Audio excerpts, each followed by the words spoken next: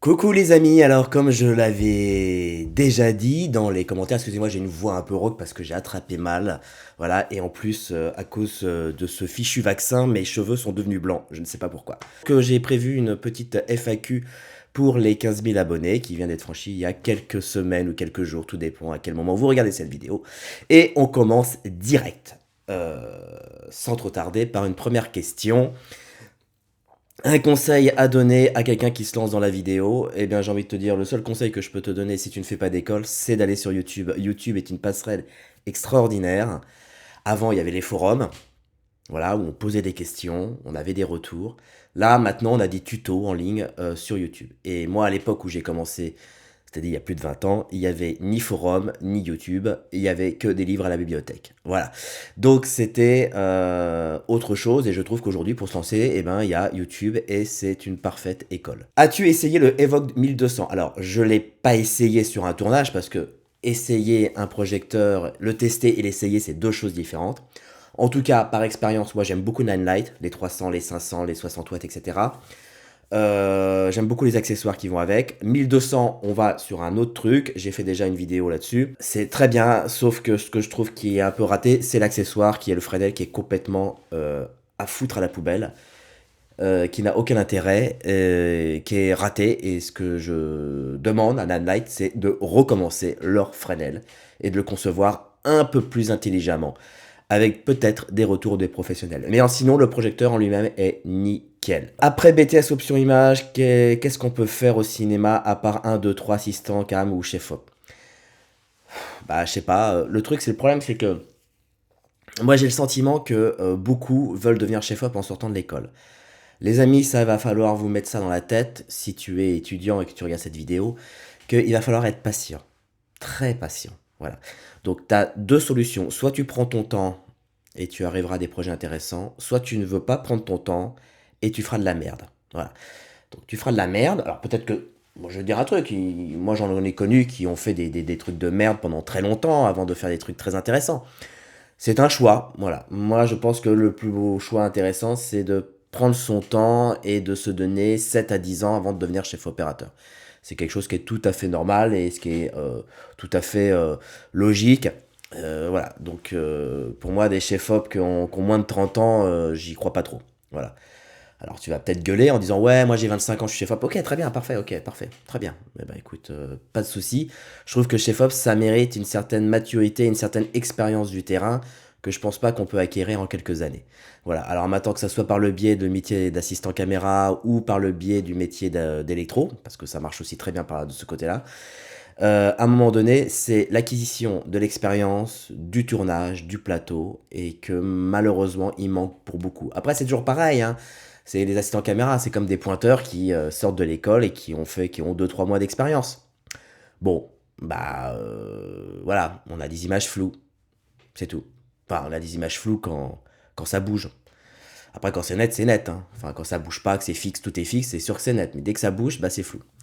Voilà, c'est toujours le même problème. Voilà. Alors après, du coup, la question après un BTS audiovisuel image, des écoles à conseiller pour être chef-op. Bah écoute, à part Louis Lumière ou la Fémis, j'en vois pas d'autres. Et comme ce sont des écoles qui sont très compliquées à y accéder au niveau dossier, etc., concours et compagnie, je pense que le meilleur parcours, ça reste encore le parcours de la vie, quoi. Parce qu'au final, moi, de ce que je garde de mon BTS, c'est pas grand-chose. Tu vois, 20 ans après, c'est pas grand-chose.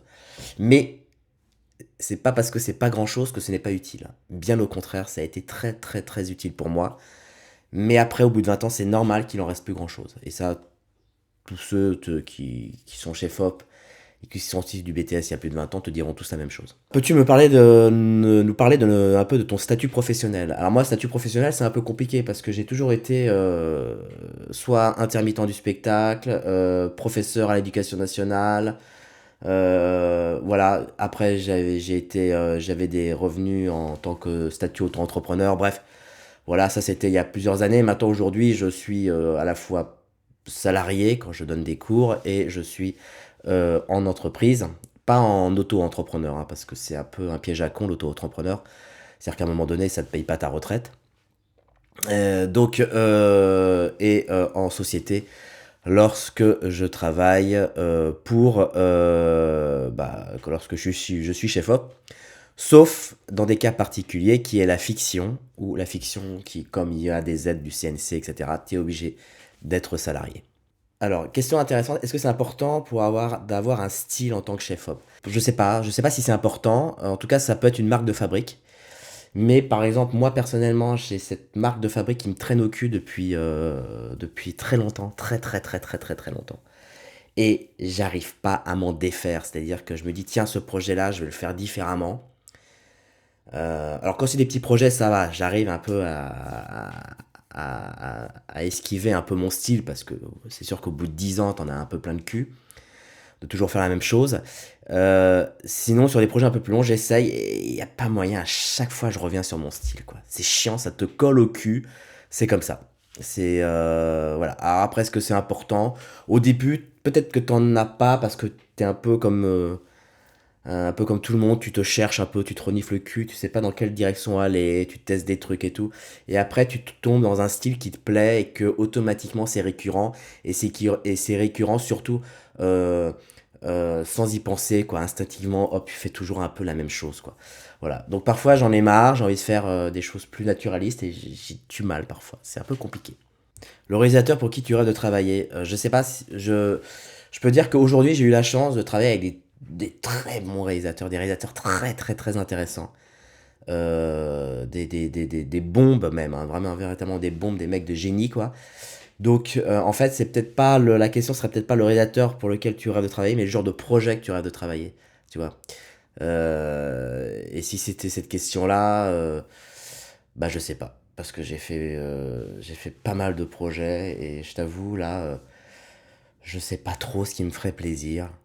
Euh, voilà, j'ai eu la chance de faire de la science-fiction, de faire de la comédie, de faire du policier, de faire du téléfilm, du long. J'ai fait pas mal de choses et du coup, aujourd'hui, bah, ce que je souhaite, c'est faire un tournage qui se passe bien, voilà, où on se marre bien, quoi. Alors pareil, question un peu récurrente, quel est le plus beau projet sur lequel tu as bossé, le plus beau souvenir de tournage?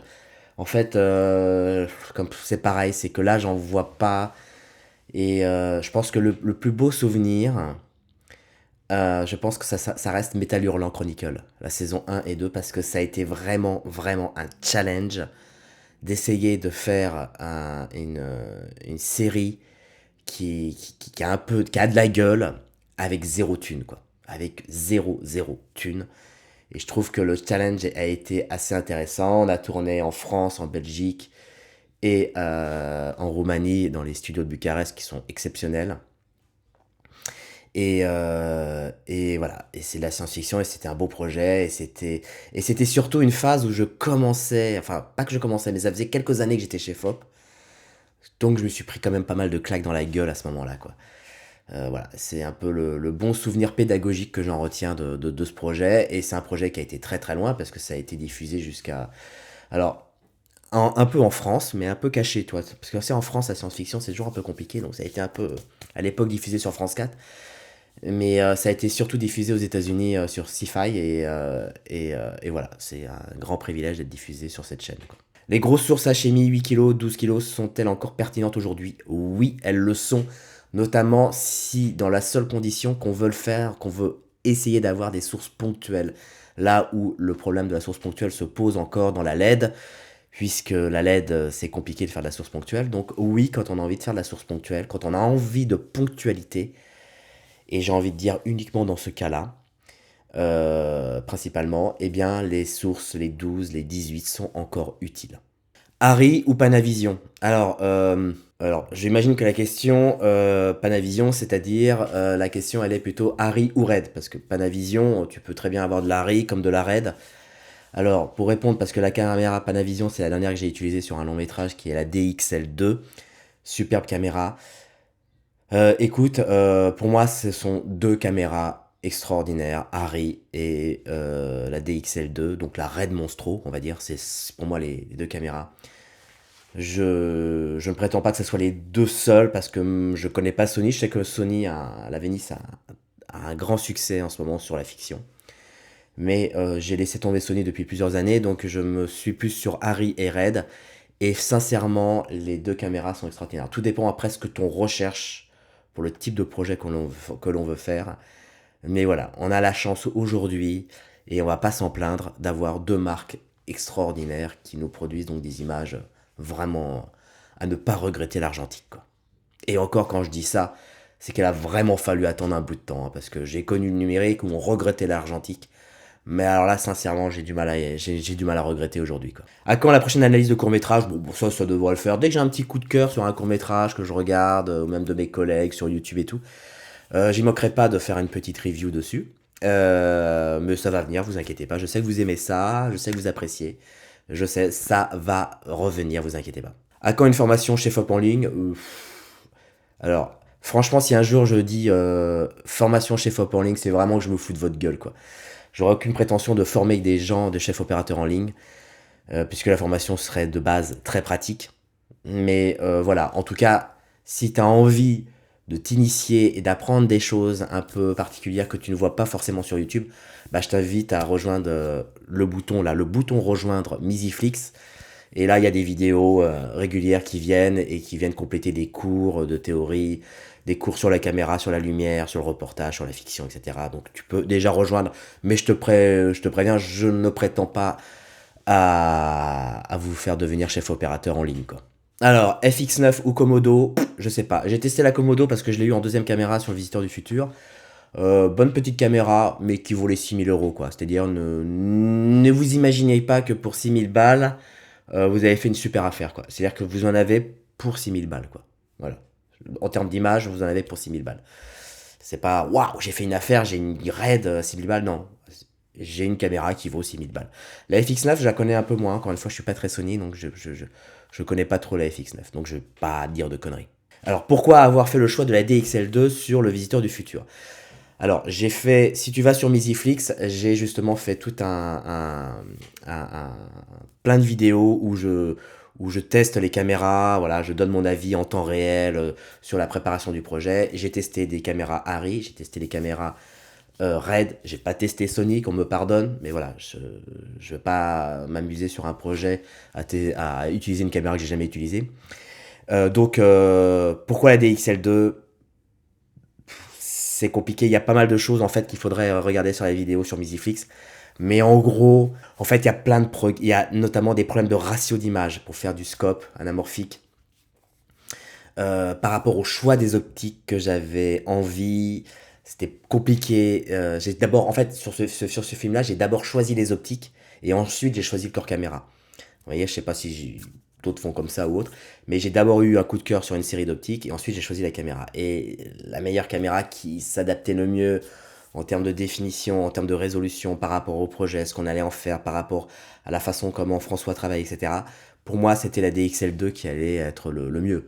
Mais après, encore une fois, voilà, si je devais tourner en Harry, comme beaucoup de chefs op font, on aurait aussi pu tourner en Harry. Mais voilà, j'ai choisi la DXL2 parce que, voilà, par plein de trucs. Je sais plus trop en tête, mais n'hésitez pas à aller voir sur Misiflix où j'explique pas mal en détail pourquoi, les tests, etc. Quel est ton filtre cam préféré? Ça, je l'ai dit pas mal de fois sur ma chaîne, c'est le Classic Soft. Le Classic Soft, pour moi, est un filtre extraordinaire que j'aime beaucoup. Et voilà, c'est mon filtre. J'ai pas mal utilisé et testé des filtres de diffusion.